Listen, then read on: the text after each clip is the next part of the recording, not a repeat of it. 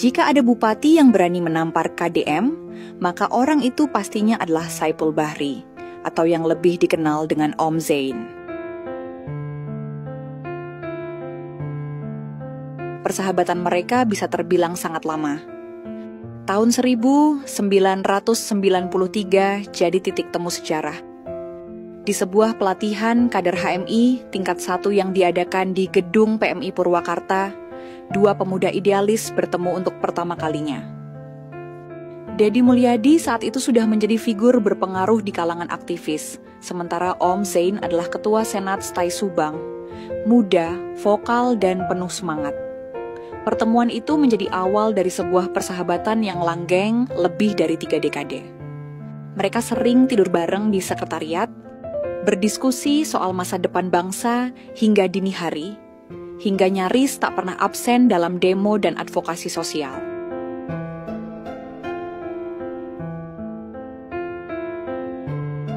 Keduanya tak hanya berbagi cita-cita, tapi juga gaya hidup aktivis, sederhana, egaliter, dan penuh daya juang.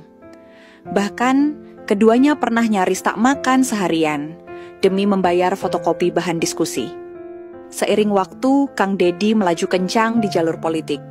Ia menjadi Bupati Purwakarta 2 periode, lalu anggota DPR RI, dan akhirnya Gubernur Jawa Barat terpilih di Pilgub 2024. Sementara Om Zain sempat lebih lama berkutat di dunia usaha dan sosial. Tapi karena kedekatan dan bimbingan Kang Deddy yang tak pernah putus, Om Zain akhirnya ikut maju dalam Pilkada Purwakarta 2024. Kang Deddy sendiri menyebut pencalonan Om Zain sebagai proyek hati, bukan sekadar strategi politik. Om Zain dianggap sebagai satu-satunya orang yang bisa diandalkan untuk meneruskan visi kepemimpinan ala Kang Deddy di Purwakarta. Dan benar saja, dengan modal kepercayaan publik serta dukungan moral dari Kang Deddy, Om Zain menang.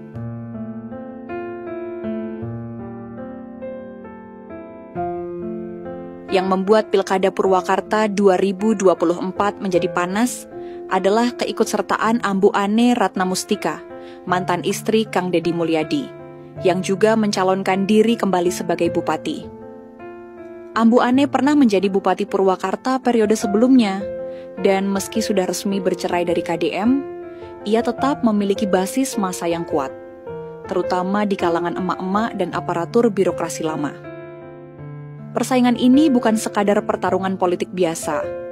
Banyak pihak menyebutnya sebagai perang dalam rumah sendiri. Kang Deddy yang mendukung penuh Om Zain harus berhadapan langsung dengan mantan istrinya yang kini berdiri di kubu berseberangan.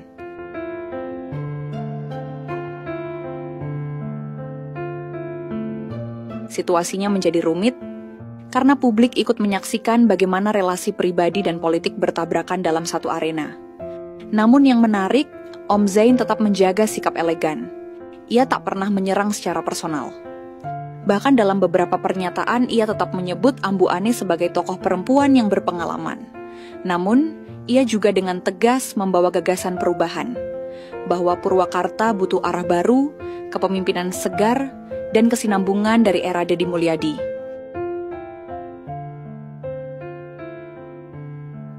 Bagi Kang Deddy, dukungan kepada Om Zain bukan soal balas budi atau upaya mengontrol kekuasaan.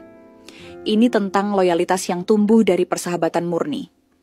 Di berbagai kesempatan, ia menegaskan bahwa Om Zain adalah orang yang memahami betul nilai-nilai lokal, kearifan tradisi Sunda, dan model kepemimpinan yang berpihak pada rakyat kecil.